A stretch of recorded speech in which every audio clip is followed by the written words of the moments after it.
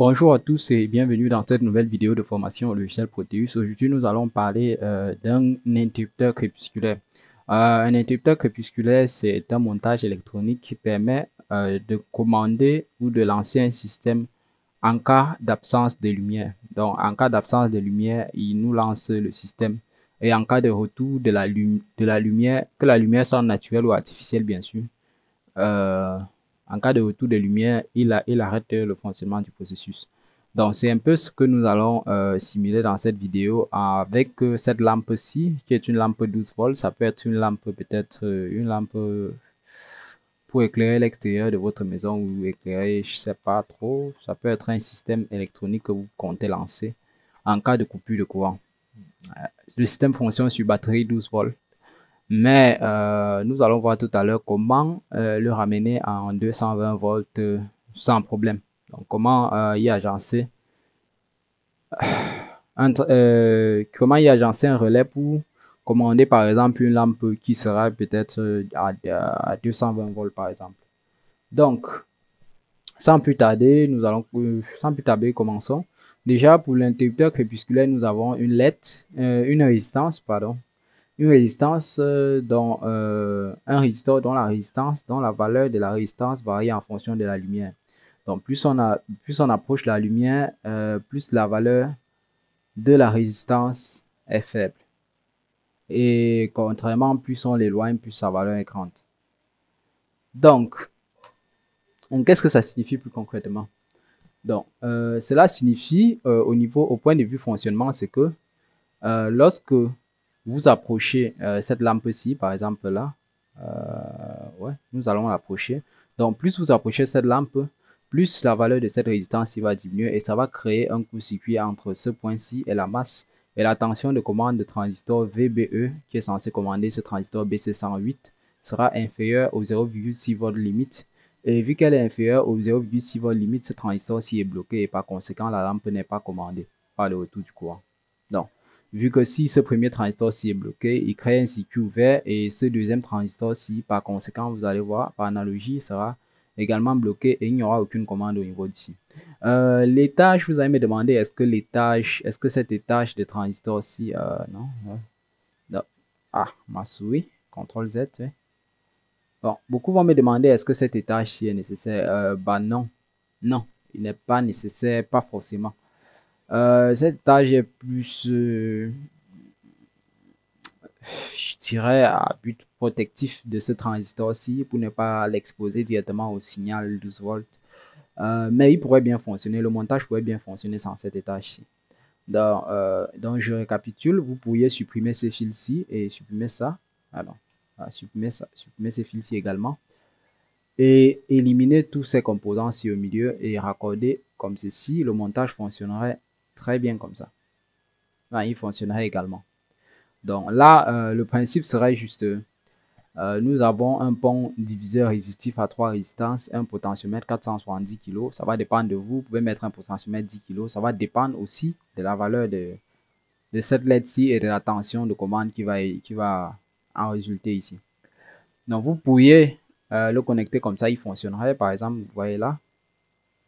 Et là, le transistor est bloqué, la lampe ne brille pas. Mais si on éloigne la lumière, on dit que la nuit va tomber, on éloigne la lumière à un certain seuil, là vous voyez, c'est vrai que la lampe brille, mais peut-être pas fortement. Donc le transistor n'est fermé que, il n'est que très peu fermé, donc il laisse passer très peu de courant. Et ceci dû aussi à la faible intensité du courant qui circule dans sa base. Donc le rôle de ce bloc-ci aussi, c'est de relever un peu l'intensité qui arrive pour commander cette base-ci. Donc, vous pouvez faire sans, mais sachez dimensionner. Mais nous allons faire avec. Donc, nous stoppons d'abord. Nous allons revenir à notre schéma. Donc, voilà notre schéma. Si nous lançons la simulation à notre schéma, vous voyez là, ce transistor-ci est bloqué. Nous pouvons éloigner la lampe comme si la nuit s'approchait. Et vous voyez là, à un niveau, la lampe s'allume pleinement, elle brille pleinement. Elle brille pleinement, pourquoi? Parce que le pont diviseur résistif qui est à ce niveau-ci, ce pont diviseur résistif, ça c'est une résistance, une résistance, une résistance. Ce point diviseur résistif a offert une tension et un courant limite ici pour pouvoir polariser ce transistor-ci qui refait de même ici et par analogie. Et par analogie, nous pouvons polariser donc ce transistor TIP 122 et faire briller la lampe. Donc, ce montage crépusculaire peut être utilisé à plusieurs fins. La plus grande application de ce montage-ci, c'est généralement dans les éclairages publics où l'on souhaite éclairer partiellement ou éclairer par une période seulement de la journée, à savoir éclairer juste la nuit pour économiser. Donc, ce montage électronique est très utilisé pour cette application-là. Mais également, il peut être utilisé pour d'autres applications, comme par exemple la détection. Par exemple, là, vous voyez, là, notre source de lumière, c'est une torche. Mais nous aurions pu, c'est vrai que le logiciel Proteus ne peut pas l'autoriser, mais pratiquement, nous pourrions, par exemple, je vais vous montrer, nous pourrions utiliser une résistance et une LED pour, non. Donc, pratiquement, nous pourrions utiliser une LED. On va taper ça LED. Oui, on prend, par exemple, la verte. Les LED vertes ont comme particularité d'être très, très lumineuses. Donc, pratiquement, nous pourrions utiliser une LED verte. Par exemple, nous pourrions placer une LED verte plutôt là. C'est vrai que c'est pas, ouais. C'est vrai que c'est pas la même chose, mais nous pourrions placer une LED verte là et suivi d'une résistance, et nous mettons le tout à la masse avec une source de tension. Oui, avec une source de tension qui serait à 5 volts et là à 220 ohms. Ouais. Et la masse, le point de count. Donc, pratiquement, nous pourrions faire ceci. Pratiquement, la LED pourrait, la luminosité de cette LED pourrait influencer le fonctionnement ou pas de ce montage-ci. Là, c'est vrai que le montage n'est commandé que par cette torche-ci. Mais pratiquement, vous pouvez utiliser ce système crépusculaire-ci. Vous pouvez commander un circuit. Donc, nous supposons la lampe-ci, cette lampe-ci présentement qui est allumée, par exemple là, nous allons. Cette lampe-ci qui est allumée, elle peut être le départ d'un circuit ou l'impulsion de commande d'un circuit ou peut-être la pin d'un microprocesseur. Et cette LED-ci, ça pourrait être un autre circuit, mais qu'on ne veut pas les relier électriquement. Par exemple, dans certaines alimentations à découpage, on souhaite souvent que le primaire et le secondaire soient totalement isolés l'un de l'autre. Donc, pour avoir une isolation vraiment totale, généralement, on peut utiliser le signal lumineux pour transmettre l'information, pour transmettre une information. Par exemple, un chariot peut être plein, là une LED s'allume et elle donne le signal lumineux là et on commande un circuit différent sans pour autant avoir de contact électrique. Donc ça, c'est une possibilité. C'est très, très utilisé dans les circuits électroniques. Donc, cette possibilité-là est très utilisée dans les circuits électroniques, comme je dis. Revenons maintenant à la lampe. La lampe ici, c'est une lampe 12 volts. Vous avez me dit, on va pas toujours commander là. Vous avez me dit, on va pas toujours commander une lampe 12 volts. Quand on va commander une lampe 220 volts, qu'est-ce qu'on va faire, ainsi de suite. Bon, ne vous inquiétez pas pour ça. Vous n'aurez qu'à prendre un relais. Vous allez ici, vous allez dans le choix des composants. Vous allez prendre les switches relais. Donc là, là c'est un relais 24 volts. Nous pouvons prendre un relais 12 volts, mais pas deux sorties. Voilà, il est deux sorties. Nous allons prendre un relais 12 volts, une sortie. Donc, voilà. On cherche. Oui, relais 12 volts, une sortie. C'est lui ici. Donc là, on peut le prendre. Et une source alternative. Qu'est-ce que j'oubliais? Sign. Ouais, source alternative. Donc là, cette lampe-ci étant considérée comme une charge, bon, nous allons déplacer VCC. Non, non, laissons-le comme ça. Cette lampe-ci étant considérée comme une charge, nous pouvons placer notre relais. Il est où? Oui, nous pouvons placer notre relais ici et le connecter au point où était censé être, notre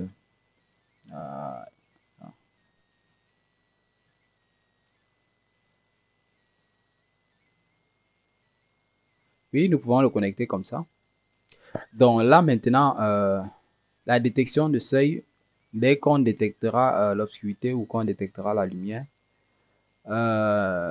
cela aura pour but d'exciter la bobine de ce relais, et par aimantation, la bobine de ce relais va attirer l'interrupteur ici et provoquer la fermeture de son contact. Et tout ceci toujours dans l'isolation. Donc, vous voyez que ce montage peut être utilisé vraiment pour commander d'autres systèmes sans contact, donc sans contact électrique direct. Et ça, c'est très, très important. Parce que quelqu'un qui est sur, par exemple, nous allons mettre là, par exemple, une source, nous pourrions mettre là une source de tension plus élevée. Par exemple, nous pouvons prendre la batterie. Ouais. Nous pourrions mettre là, par exemple, une source de tension, par exemple, de même continue. Pourquoi pas de... Oui, pourquoi pas de 100 volts, oui. Parrainé par une lampe toujours, oui, ça c'est un circuit vraiment banal. Parrainé par une lampe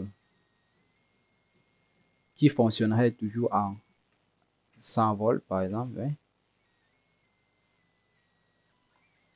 Et placer ceci ensemble. Ah, j'espère que le chef va me faire chier. Donc là, vous voyez, voilà par exemple un circuit. Donc ce circuit-ci est électriquement indépendant de celui-ci et celui-ci est électriquement indépendant de celui-ci. Donc ça, c'est pour créer l'isolation dans les circuits. Donc vous voyez, chaque circuit est indépendant et isolé. Donc, si nous relançons la simulation, vous voyez que là, les 12 volts commandent la bobine. C'est vrai que Proteus ne doit pas s'amuser à fermer, ouvrir, mais là, vous voyez que la lampe de 100 volts, elle est en train de briller parce que le signal de 12 volts a pu exciter la bobine de notre relais. Donc, vous voyez que si on éloigne la lampe,